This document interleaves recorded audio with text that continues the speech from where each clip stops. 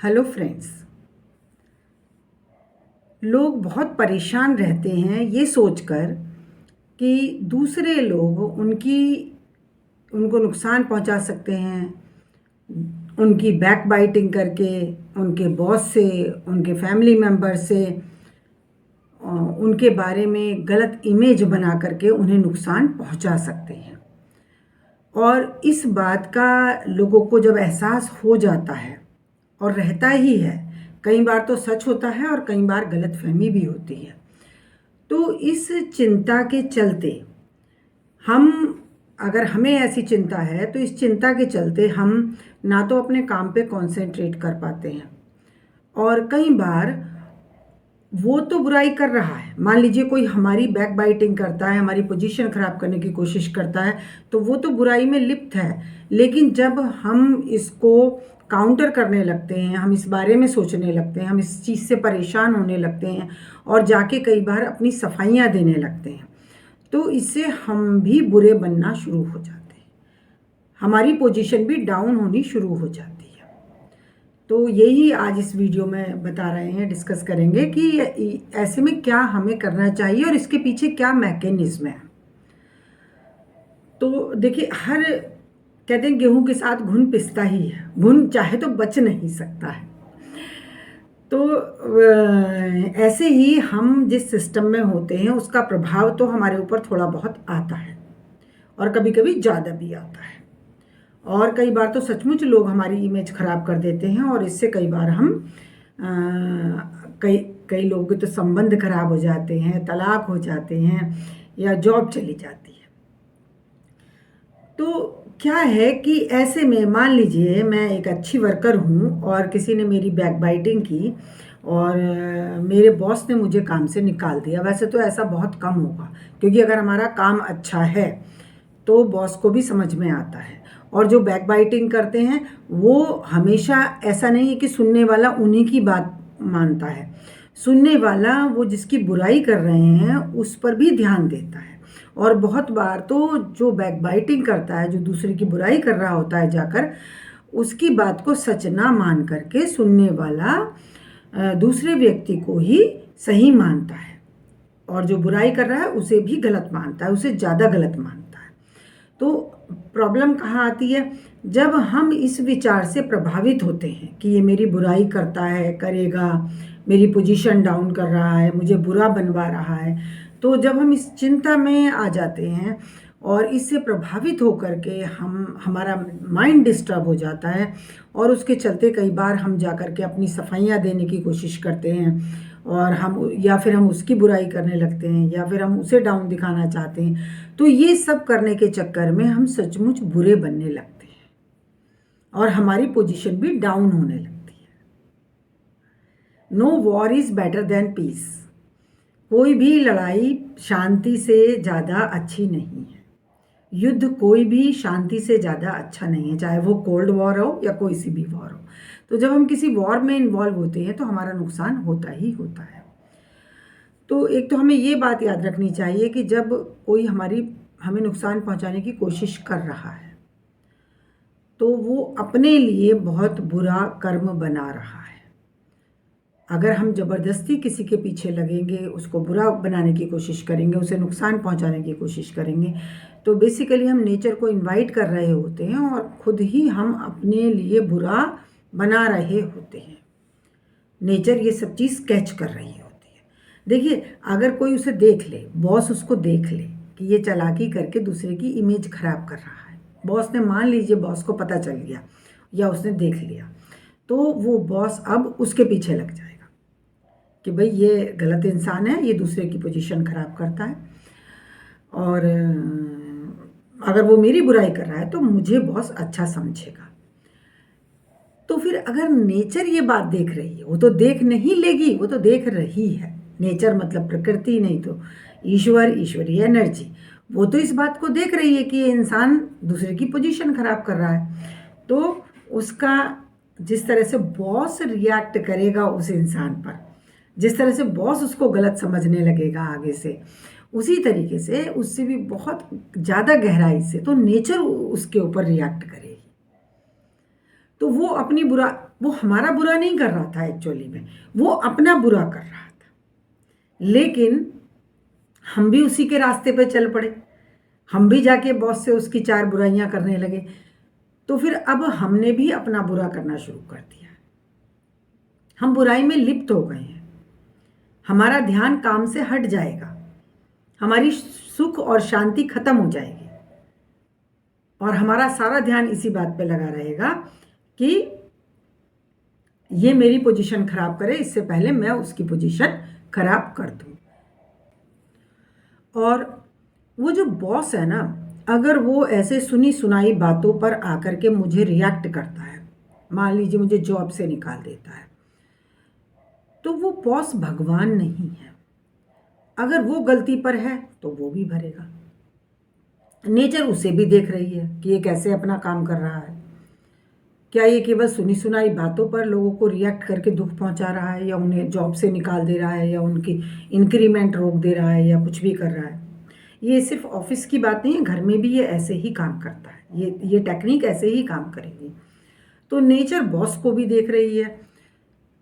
अब मेरी सपोर्ट में नेचर आएगी। मान लीजिए मुझे जॉब से निकाल दिया गया है, तो ज़रूर मेरे लिए कोई बेहतर जॉब वेट कर रही हो सकती है, और बेटर परिस्थितियां मेरे लिए वेट कर रही हो सकती हैं, बेहतर इंसान मेरे लिए इंतज़ार कर रहे हो सकते हैं। तो मैं सही रास्ते पर हूँ, मैं अपना काम सही कर रही हूँ, और अगर दूसरे मुझे नुकसान पहुँचाने की कोशिश करते हैं तो वे वास्तव में वो अपना ही बुरा करते हैं। और अगर मैं भी उनके पद चिन्हों पर चलना शुरू हो जाती हूँ तो फिर मैं भी अपना बुरा करना शुरू कर देती हूँ। अगर मैं भी जाके किसी की बुराई कर रही हूँ, उनकी बुराई कर रही हूँ, अपनी सफाइयाँ दे रही हूँ, कहीं हाँ कोई बात हो गई है तो अपने बारे में बताया जा सकता है, लेकिन हर वक्त इस बात से प्रभावित होकर के अपने माइंड को डिस्टर्ब रखना, ये हमें सचमुच बुरा बना देगा। जैसे वो दूसरा व्यक्ति मेरे को बुरा बनाने के चक्कर में खुद को बुरा बना रहा है, खुद के लिए बुरा भविष्य बना रहा है। हो सकता है कि चलिए बॉस उससे खुश हो गया, बॉस उसकी चालाकियों में आ गया और उसको हाई पोजीशन दे दी, मुझे लो पोजीशन दे दी। अब ये भी तो नहीं पता ना कि मुसीबत उस हाई पोजीशन वाले पे आने वाली फ्यूचर में, या लो पोजीशन वाले पे आने वाली है। मान लीजिए किसी ने मेरे हिस्से का जो इंक्रीमेंट था, जो पैसा था, जो पोजीशन थी, वो ले ली और मैं थोड़ा नीचे रह गया। तो अब वो मान लीजिए वो उसको डिज़र्व नहीं करता, उसने धोखे से ये लिया है, तो जैसे धोखे से लिया है वैसे ही धोखे से निकल भी जाएगा। वो पैसा या वो पोजीशन उसको कोई खास फ़ायदा नहीं पहुंचाएगी। और अगर मैं थोड़ा सा डाउन रह गया हूँ पोजीशन में या पैसे में, तो ये भी हो सकता है कि मेरा कोई लॉस होना था वो बच जाएगा, या मुझे किसी और तरीके से उस कम में भी बरकत हो सकती है।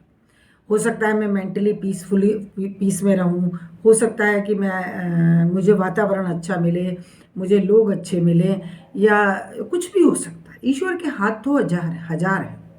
और अगर नहीं मिलता है, मान लीजिए सचमुच मेरा बुरा हो जाता है, तो भी वो मेरा भाग्य हो सकता है, वो मेरे पूर्व जन्मों के कर्मों का फल हो सकता है। पूर्व जन्मों के या इस जन्म में भी मैंने कुछ ऐसा धोखे से किया हो, जानबूझ के किया हो, किसी की पोजीशन को डाउन किया हो, उस कर्म का फल भी मुझे आ रहा हो सकता है। तो इसमें तो फिर कोई बुरा मानने की बात ही नहीं है, अगर ऐसा हुआ है तो। अब देखिए क्या हुआ हिस्ट्री में, अगर हम देखते हैं तो रावण राम के साथ बुरा करने में कामयाब हो गए, धोखे से सीता को उठा के ले गए। कितना बड़ा लॉस दे गए वो, पूरे जीवन भर का दुख था। बाद में राम ले भी आए, तब भी लोगों के कहने पर उन्होंने सीता को छोड़ा और सीता वन में रही। तो एक तरह से रावण ने तो उनको पूरे जीवन का लॉस दे दिया। इससे बड़ा लॉस तो लोग हमें क्या देंगे जितना रावण ने राम को दे दिया, इतना बड़ा लॉस। तो अब लेकिन यही रावण ने अपने अंत की शुरुआत कर दी, यहीं से उसके अंत का शुरुआत हो गई थी। तो राम को जो दुख मिले वो शायद वही भोगने आए थे। अगर हम उन्हें भगवान के बराबर मानते हैं, भगवान मानते हैं, वो शक्ति उनके अंदर बहुत थी, तो अगर उनके साथ ये सब कुछ हुआ तो ये उनका अपना कोई भोग रहा होगा पहले का, जिसको वो भोगने आए थे। तो वो उन्होंने भोगा, उसे भोगने में कोई तो माध्यम बनेगा, रावण माध्यम बना। लेकिन रावण ने जो ये बुराई करी, इसके करते ही उसने अपने अंत की शुरुआत कर दी। तो अगर आप इस एग्जाम्पल को अच्छे से समझेंगे तो ऐसी परिस्थितियों में आप खुद को बहुत ज़्यादा चिंतामग्न नहीं करेंगे और खुद को उस भंवर में, उस चक्रव्यूह में फंसने से बचाएंगे जहाँ रात दिन आपके दिमाग में यही चलता रहेगा कि ये मेरी बुराई कर रहा है, मेरी बैक बाइटिंग कर रहा है, मेरी पोजीशन ख़राब कर रहा है, मेरा इंक्रीमेंट रुकवा दिया है, या घर में सास को मेरे खिलाफ़ कर दिया है, या मेरे भाई को मेरे खिलाफ़ कर दिया है। जो खिलाफ़ कर रहा है और जो खिलाफ़ हो रहा है वो उन दोनों का ही कर्म है। जितना खिलाफ करने वाले का कर्म है उतना ही खिलाफ होने वाले का भी कर्म है कि उसे भी कम से कम सच्चाई जानने की कोशिश करनी चाहिए थी। लेकिन अगर वो दोनों ऐसा करने में कामयाब हो जाते हैं, दोनों ऐसा कर जाते हैं, तो पहली बात तो वो अपने साथ बुरा करते हैं, दूसरी बात ये मेरा कोई भोग हो सकता है, मेरा भाग्य हो सकता है, और इस भाग्य को भोगने के लिए कोई तो माध्यम बनेगा, कोई तो बुरा बनेगा। तो इन तीनों ही परिस्थिति में हमें उतनी चिंता करने की ज़रूरत नहीं है। अगर हम ज़्यादा ही चिंता करके इसको रोकने की कोशिश करते हैं तो हम भी बुरा होते चले जाते हैं, वो हम भी उस बुराई के भागी बन जाते हैं। अब देखिए एक और उदाहरण था, दुर्योधन ने क्या करा, पांडवों के साथ बुरा करने में कामयाब हो गया। उसने धोखे से उनका इंद्रप्रस्थ हड़प लिया, उनकी पत्नी को भी जीत लिया।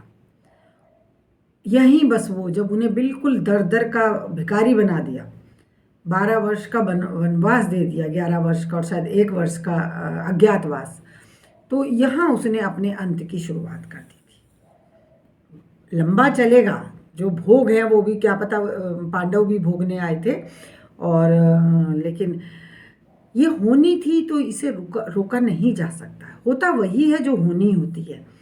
होनी क्या होती है? वही हमारे पास्ट कर्मों का फल होता है। होनी इसीलिए होती है। देखिए दुर्योधन ने पांडवों को लाक्षागृह में जलाकर मारने की कोशिश की, वो मर सकते थे लेकिन वो नहीं मरे। अब हम क्योंकि वो होनी नहीं थी, वो उनका भाग्य नहीं था, उन्हें जिंदा रहना था, तो दुर्योधन की ये चाल बेकार हो गई।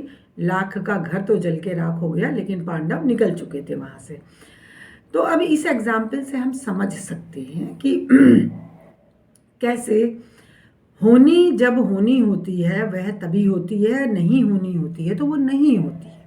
जिस तरह से पांडव लाक्षागृह से बच गए तो मेरा कौन नुकसान कर सकता है? अगर मेरा ईश्वर नहीं चाहता, वो प्रकृति नहीं चाहती, तो मेरा कौन नुकसान कर सकता है? और अगर वहाँ से डिसाइडेड है मेरा कोई भोग है तो फिर कौन रोक सकता है? अब इसको समझ के हम क्या करें? अब मान लीजिए घर में हम रह रहे हैं, जॉब, मान लीजिए किसी ने मेरे भाई को मेरे खिलाफ कर दिया, अब मैं बता भी रहा हूँ वो नहीं सुन रहा है, तो अब ये उसका भाग्य है। इससे मैं बहुत ज़्यादा चिंता में ना हूँ, बहुत दुखी ना हूँ। ठीक है, समय आएगा समझ जाएगा, जो कर्म करेगा उसके ऊपर पड़ेगी, और एक टाइम पे आके खुद ही इंसान पछताता है बैठ करके कि भाई मैंने इसके साथ बुरा करा, ये वाकई में मैं उस समय गलती कर गया, ईर्ष्यावश, अज्ञानतावश, किसी भी वजह से इंसान गलती कर जाता है, या फिर वो भोग होता है, दोनों का ही भोग होता है, दोनों का ही। तो जो हमारा बुरा कर रहा है या करना चाह रहा है, एक टाइम पे आकर के उसे भी एहसास हो जाता है और वो बहुत पछताता है। देखिए सम्राट अशोक का एग्जाम्पल है कि जब वो युद्ध में लोगों को मारते रहे और कोई भी उनका कुछ नहीं बिगाड़ पाया, तो उनके अंदर से पछतावा आया कि भाई मैं ये क्या कर रहा हूँ, और इतना पछताए कि फिर उन्होंने मैं ये निश्चय किया कि अब मैं कभी भी युद्ध नहीं करूँगा, तलवार नहीं उठाऊँगा, ये उन्होंने निश्चय किया।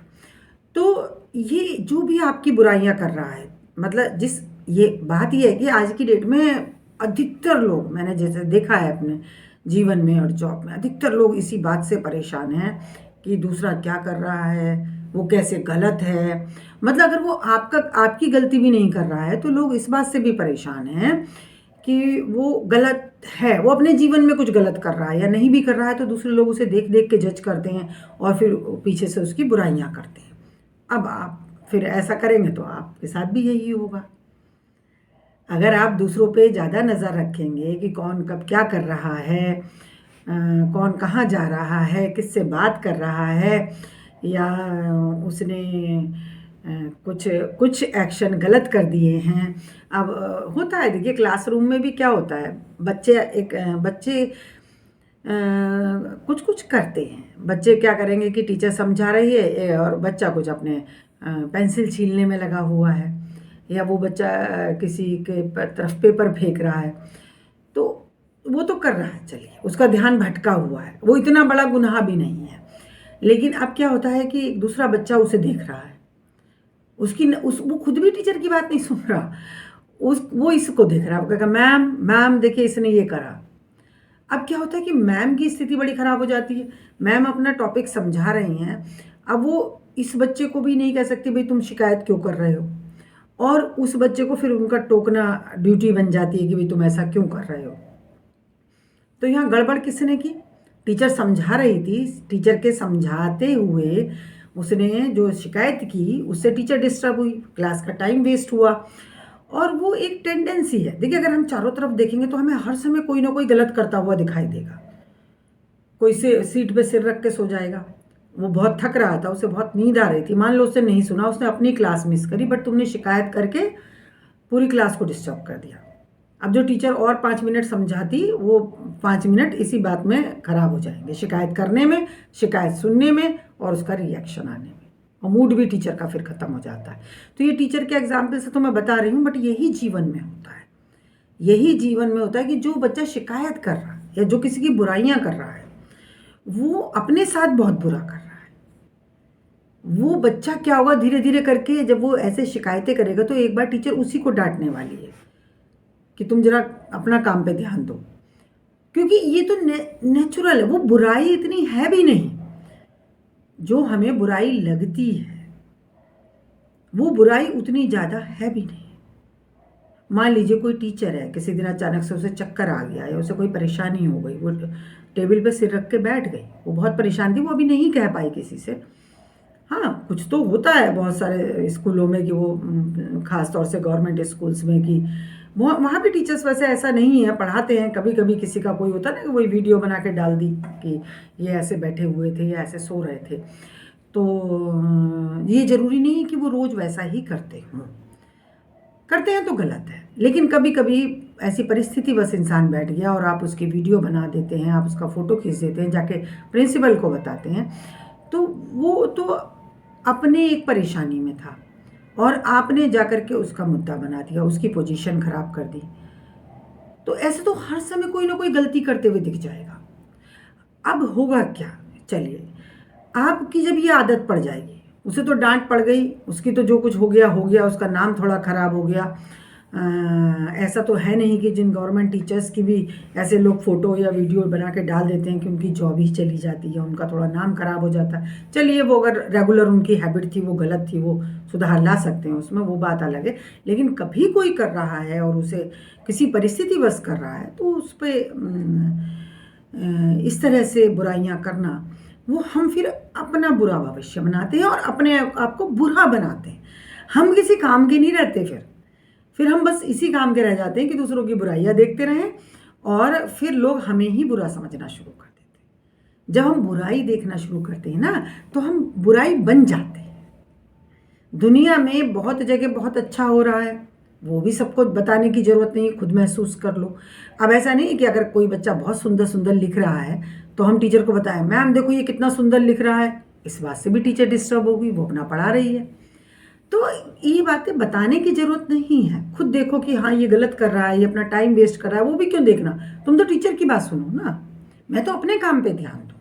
तो चाहे क्लास की बात है, चाहे ऑफिस की बात है, चाहे घर की बात है, चाहे जीवन के किसी भी पड़ाव में, तो हमें एक तो दूसरों की छोटी छोटी बातों की बुराइयां नहीं करनी चाहिए, ना ही उनको नोटिस करना चाहिए। कभी कभी हमें लगता है कोई इंसान गलत कर रहा है, बट वो किसी स्पेशल परिस्थिति में भी हो सकता है। और फिर मैं भी तो भटक जाता हूँ, मैं भी तो अपना काम से भटक रहा हूँ, फिर मैं बुराई बन रहा हूँ।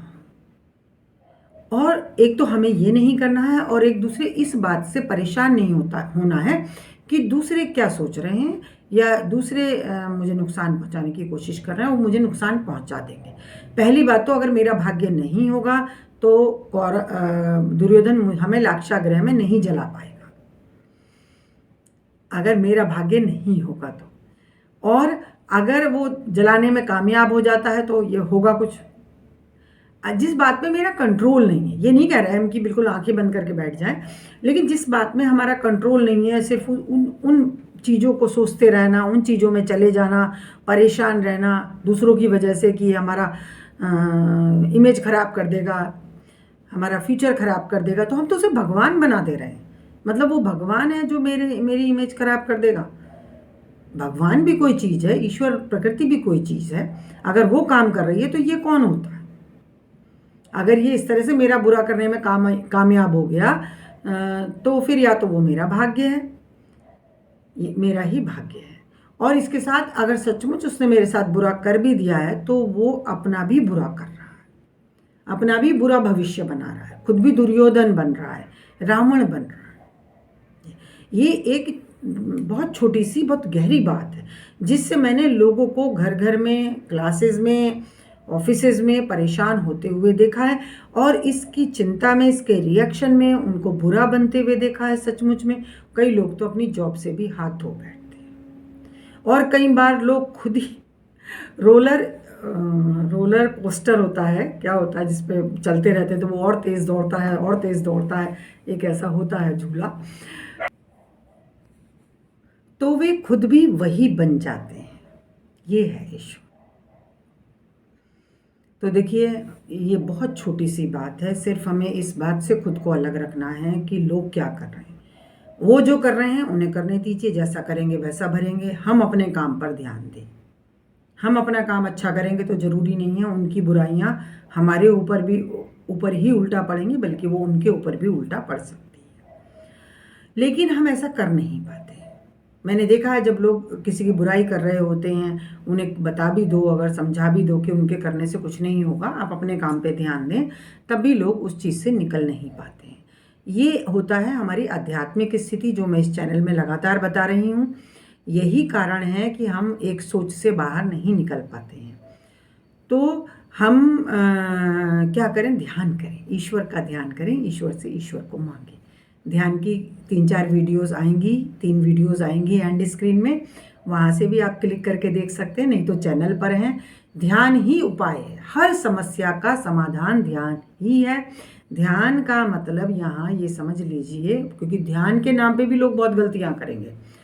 घंटों बैठे रहेंगे, ध्यान करेंगे, और ध्यान किस बात पे करेंगे कि मेरी ये समस्या दूर हो जाए, मेरी वो समस्या दूर हो जाए। ये नहीं करना है।